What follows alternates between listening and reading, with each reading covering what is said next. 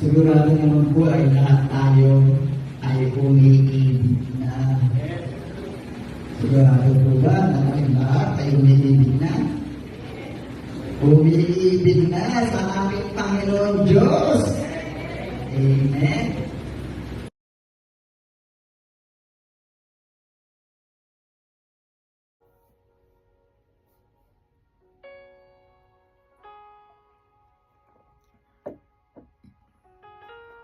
Good morning, good day, church day, Lord day. I am Brother Cesar Capistrano. Muli na naman po mag-share sa inyo ng Word of God.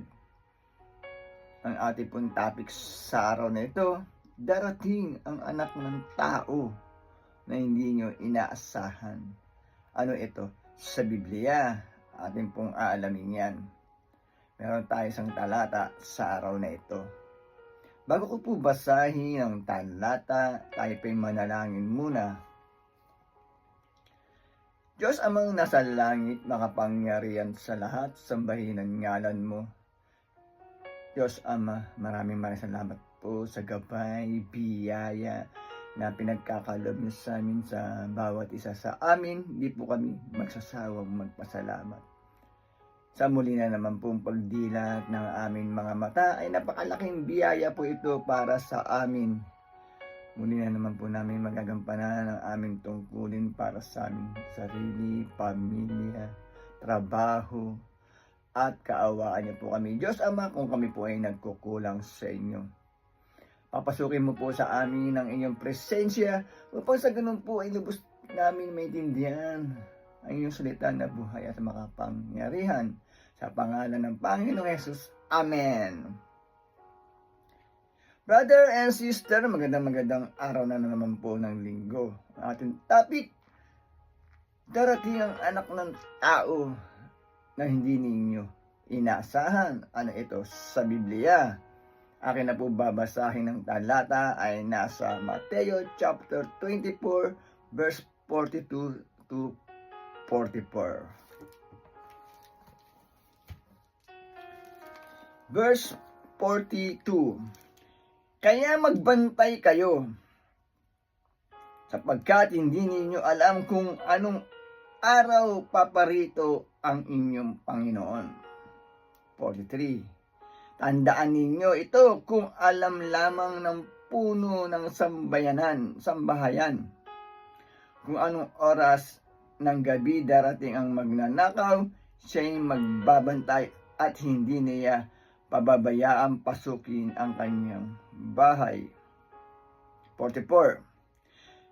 Kaya maging handa kayong lagi, sapagkat darating ang anak ng tao sa oras na hindi ninyo inaasahan. Amen. Brother and sister, napakaganda po ng nabasa natin mula sa Biblia. Sa nila naman po ng talata, pinagtitibay na tayo po ay pinaghahanda sa pagbabalik ng ating Panginoong Hesukristo. Ito daw po ay biglaan, magnanakaw, na darating na hindi natin nalalaman. Kung alam naman daw po ng isang sambahayan, puno ng sambahayan, na darating ang isang magnanakaw, ay hindi niya hayaang pasukin ang kanyang bahay, brother and sister. Sa nila naman po ng talata, tayo po ay pinaghahanda sa muling pagbabalik po ng ating Panginoong Hesukristo. Sapagkat sa muling pagbabalik ng ating Panginoong Hesukristo, sa kanyang muling pag-akyat sa langit, ay isasama na po yung mga nilikha ng kanyang Diyos Amang nasa langit, na nananampalataya sa Diyos Amang nasa langit, pinapasok sa kanyang puso ang ating Panginoong Hesukristo, sumunod sa mga kautusan, sumunod sa aral ng ating Panginoong Hesukristo, sa muli pong pagbabalik ng ating Panginoong Hesukristo, ay kukunin na po ang mga taong nanbalik, nagsisi sa kanilang mga kasalanan, gumawa ng kabutihan sa kapwa, gumawa ng mga kalugod-lugod sa kanyang Ama, sumunod sa aral ng ating Panginoon Hesukristo, ay isasama na po, kukunin na po ng ating Panginoon Hesukristo, brother and sister, sa muling pag-akyat. Ang anak ng tao, nagkatawan tao, walang iba kundi ang ating Panginoon Hesukristo. Brother and sister, maiiwan po ang mga hindi nagsisi sa kanilang mga kasalanan, maiiwan po ang mga hindi nananampalataya, maiiwan po ang mga sumuway sa kanyang Amang nasa langit, hindi sumunod sa mga kautusan, hindi sumunod sa aral ng ating Panginoon sa Kristo, may iwan po lahat yun, brother and sister. Kaya po tayo ay dapat ay laging handa, nagsisi sa ating mga kasalanan, brother and sister.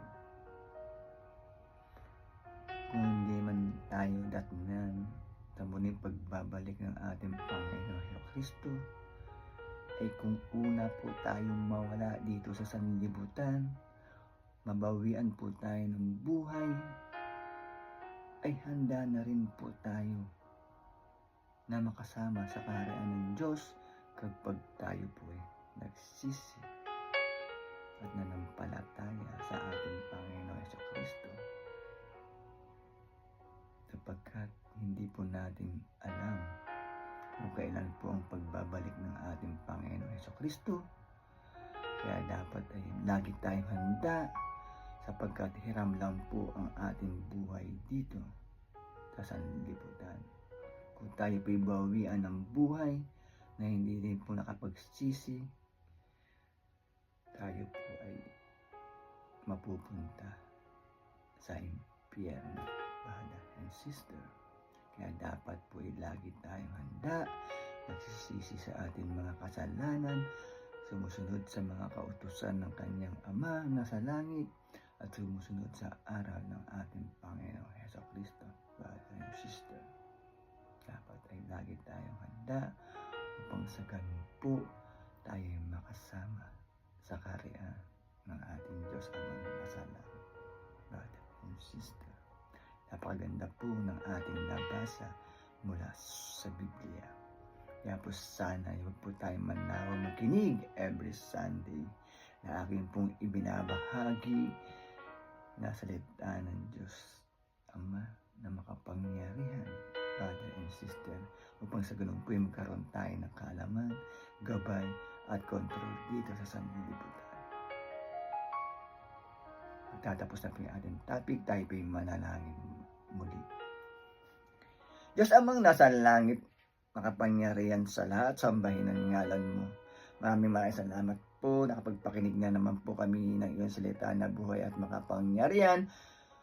Upang sa ganun, nagbibigay lakas po sa aming katawan at spiritual. Maraming salamat po. Sa pangalan ng Panginoong Yesus, Amen. Brother and sister, maraming salamat po sa walang sawang pakikinig. Lagi po tayong mag-iingat at magdadasal. God bless to all.